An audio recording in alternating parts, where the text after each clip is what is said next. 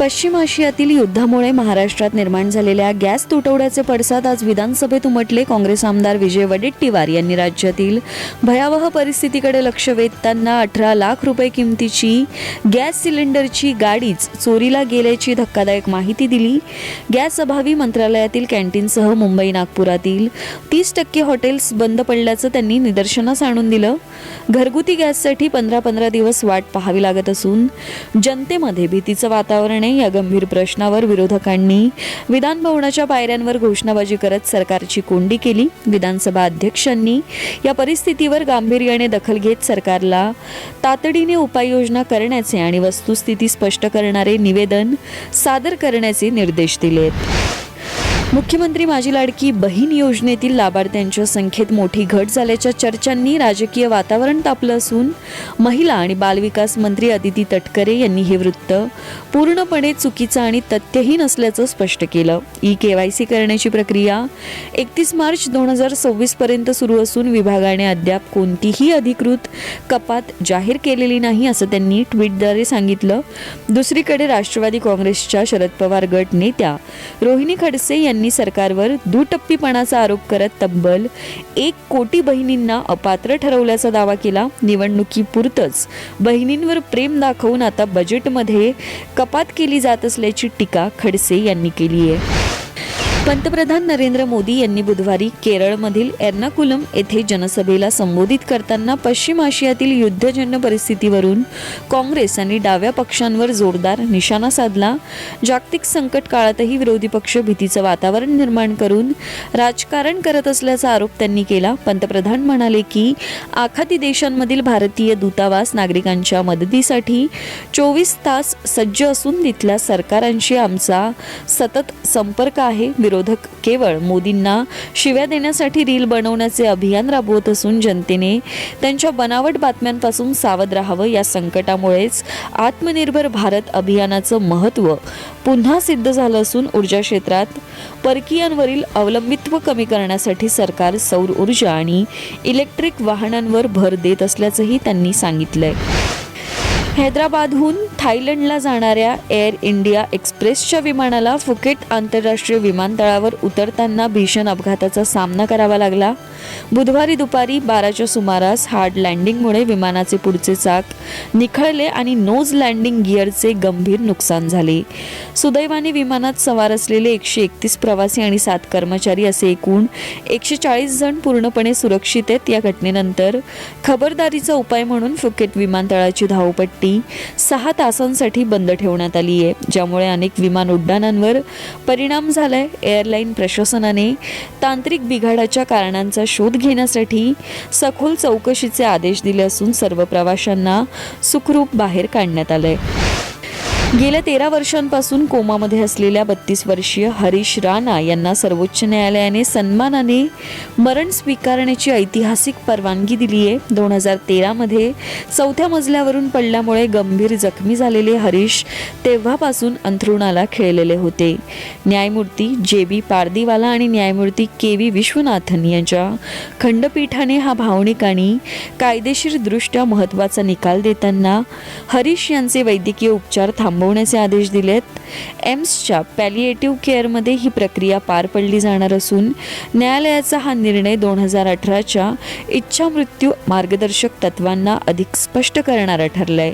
प्रदीर्घ काळ नळीद्वारे अन्न पुरवठा सुरू असलेल्या रुग्णाबाबत न्यायालयाने दिलेला हा देशातील पहिलाच आदेश असून यामुळे हरीश यांच्या वेदनादायक प्रवासाला पूर्णविराम मिळणार आहे.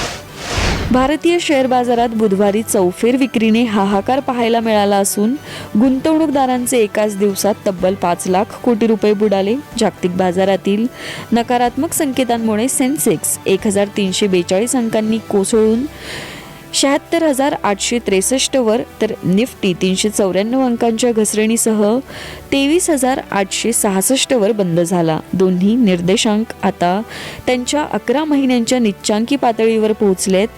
प्रामुख्याने बजाज फायनान्स, ॲक्सिस बँक आणि मारुती सुझुकी यांसारख्या मोठ्या शेअर्समध्ये 5% मोठी घसरण झाली आहे. ऑटो आणि IT क्षेत्रातील विक्रीच्या दबावामुळे BSEतील सूचीबद्ध कंपन्यांचे बाजार भांडवल 441.76 लाख कोटींपर्यंत खाली आलंय. केवळ NTPC आणि सन फार्मा यांसारख्या मोजक्याच शेअर्सनी थोडीफार वाढ नोंदवली असून बाजारातील या पडझडीमुळे गुंतवणूकदारांमध्ये भीतीचं वातावरण आहे. पश्चिम आशियातील युद्धाचा हा परिणाम आहे. EPFO खातेधारकांसाठी आपला वारसदार अपडेट करण्याची प्रक्रिया आता अत्यंत सुलभ झाली असून यासाठी कंपनीच्या परवानगीची किंवा कार्यालयात जाण्याची गरज नाहीये. खातेधारकाच्या मृत्यूनंतर PFची रक्कम, पेन्शन आणि विमा कवच कुटुंबाला विनासायास मिळावे यासाठी नॉमिनेशन करणं अनिवार्य आहे. नवीन वारसदाराचे नाव नोंदवताच जुने नामांकन आपोआप रद्द होते. त्यामुळे एकापेक्षा जास्त वारसदार असल्यास त्यांची माहिती एकत्रित भरणं आवश्यक आहे. यासाठी आधारशी लिंक असलेला मोबाईल क्रमांक, UAN आणि वारसदाराचा आधार आणि बँक तपशील असणं गरजेचं आहे. EPFOच्या मेंबर सेवा पोर्टलवर जाऊन मॅनेज टॅबमधील नॉमिनेशन पर्यायाद्वारे आधार OTPच्या सहाय्याने ही प्रक्रिया पूर्ण करता येते. विवाहासारख्या वैयक्तिक बदलानंतर कायदेशीर अडचणी टाळण्यासाठी त्वरित नॉमिनी अपडेट करण्याचं आवाहन करण्यात आलंय.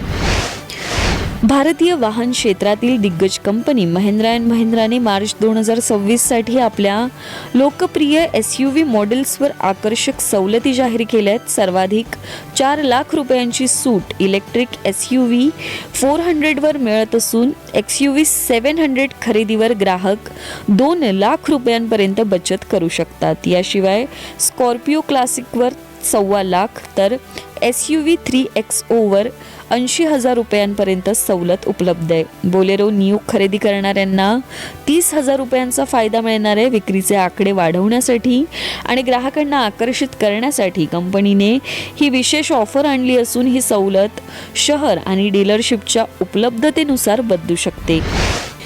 आमिर खान प्रोडक्शनची बहुप्रतीक्षित फिल्म एक दिनचा ट्रेलर प्रेक्षकांच्या भेटीला आला असून जुनैद खान आणि साई पल्लवीच्या जोडीने सर्वांचं लक्ष वेधून घेतलंय. साऊथची सुपरस्टार साई पल्लवी या चित्रपटाद्वारे हिंदी सिनेसृष्टीत पदार्पण करत असून ट्रेलरमध्ये एक निखळ आणि मनाला स्पर्श करणारी प्रेमकथा पाहायला मिळते. अरिजित सिंगच्या आवाजातील शीर्षक गीताला आधीच मोठा प्रतिसाद मिळाला असून या निमित्ताने आमिर खान आणि दिग्दर्शक मनसूर खान ही गाजलेली जोडी दीर्घकाळानंतर पुन्हा एकत्र आली आहे. सुनील पांडे दिग्दर्शित हा रोमॅन्टिक चित्रपट 1 मे 2026 रोजी चित्रपटगृहात प्रदर्शित होणार असून क्लासिक रोमॅन्सची आवड असलेल्या प्रेक्षकांमध्ये या चित्रपटाबाबत मोठी उत्सुकता निर्माण झाली आहे.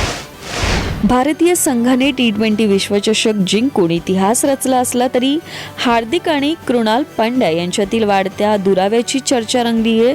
संपूर्ण देश टीम इंडियाचं अभिनंदन करत असताना कृणालने आपल्या भावासाठी साधी सोशल मीडिया पोस्टही केली नाही. सूत्रांनुसार हार्दिक आणि नताशा स्टँकोविक यांच्या घटस्फोटानंतर दोन्ही भावांमध्ये मतभेद सुरू झालेत. कृणाल आणि त्याची पत्नी अजूनही नताशाच्या संपर्कात असल्याने हार्दिक नाराज असल्याचं बोललं जातं. विश्वचषकाच्या फायनलमध्ये हार्दिक सोबत त्याची कथित गर्लफ्रेंड महिका शर्मा दिसली. मात्र कृणाल आणि पंखुरीची अनुपस्थिती नात्यातील खटास स्पष्ट करते.